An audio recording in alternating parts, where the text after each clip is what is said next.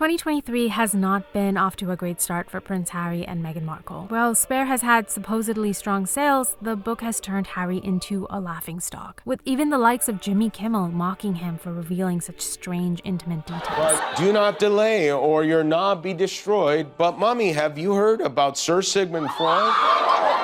The Netflix documentary from December 2022, documenting their once-in-a-lifetime love story, has resulted in massive drops to their popularity. Not just in the UK, but in the US as well. The market Meghan hoped, dreamed, and honestly expected to flourish in. Her political aspirations are quickly slipping away, not to mention details coming out that Meghan was expecting Harry to be far richer than he turned out to be, only further displaying her over-obsession with money. The couple are now involved in a lawsuit initiated by Meghan's half-sister Samantha, which risks revealing all the lies the pair have told over the last few years, with all the dignity of an Amber Heard cross-examination by my personal hero, Camille Vasquez. Meghan and Harry parody videos are all over social media, and to add insult to injury, they have been unceremoniously ousted from Frogmore Cottage, in favor of everyone's least favorite prince, no, not you, Prince Andrew. Now, all of this is bad enough, but the real cherry on top of these horrible months is this. Come on, come on, come on, come on, come on.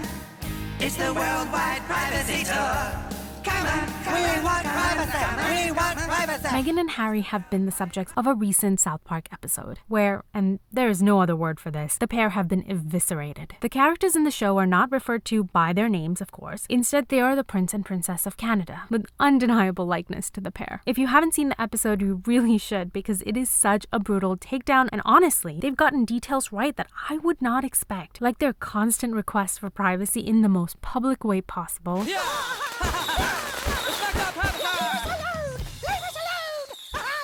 They show how the princess feels victimized every time she's being ignored. I don't care. Don't care. What did he just say? He victimized me. It's because I'm an ethnic woman. He can't do that. I'll see. Wait, you're ethnic? This is an outrage. We'll just see how he deals with my blue penis. And how the prince insists that they be left alone while rubbing his blue privates on one of the characters' windows.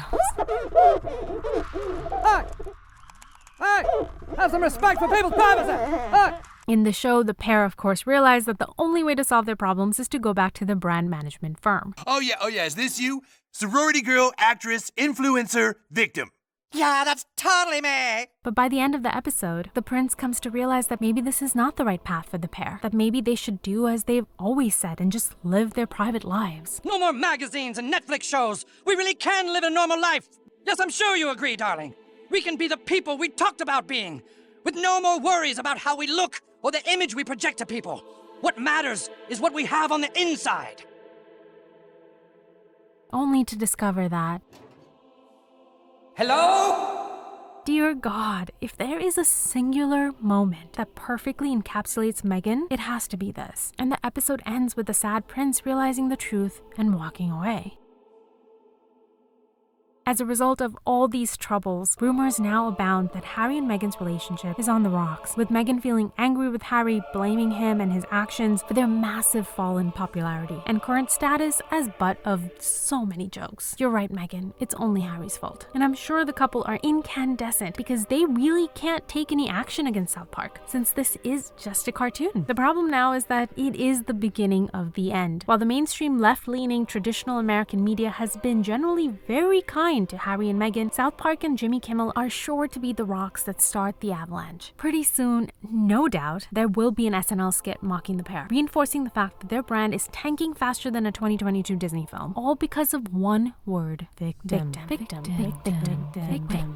During the South Park episode, there are several references to how current brand management is heavily reliant on reframing celebrities who are rich, affluent figures as victims. We definitely saw this during COVID, where the elites were so quick to tell us that they're in this with all of us, while easily being able to jet set, hold maskless parties, and quarantine in large mansions. Now, I don't resent rich people for having their riches, but stop telling me you're a victim. You're fine. But constant showcasing of your undeniable victim status is the new fashion, as Meghan Markle and enumerates so well. But what makes it a bad strategy? If you adopt the title of professional victim, it starts to change your relationship with yourself and with the world. You now start to think that things are happening to you. Instead of you viewing yourself as an active participant of your life, you are now the passive recipient of ill occurrences. The victim mentality reinforces your view of your own helplessness and bolsters the power that the big bad world has over you. We've all heard of rose-tinted glasses, referring to people who only see the best. Victim-colored glasses are the same, and it is absolutely within our control whether or not we choose to see ourselves that way. And it's our belief in the power of perspective that makes it so hard for people to buy into the ongoing stories of the professional victim. If you're a rare victim, sharing your voice, sharing your one-off story of a deep, dark struggle where you truly suffered, people will listen and people will care and people will offer their genuine sympathy. These stories serve as a cautionary tale for people, full of important lessons we can all learn without having to experience it ourselves. In exchange, we come together to comfort the victim that had to live through it. But the constant victim is unbearable. No one is that out of control of their lives. And even if you are, at the end of the day, the general consensus is put your big girl panties on, learn to deal with your own problems, and get on with it. We all value the noble victim, the person that reluctantly shares their miseries, but doesn't let their miseries drown them, but instead empower them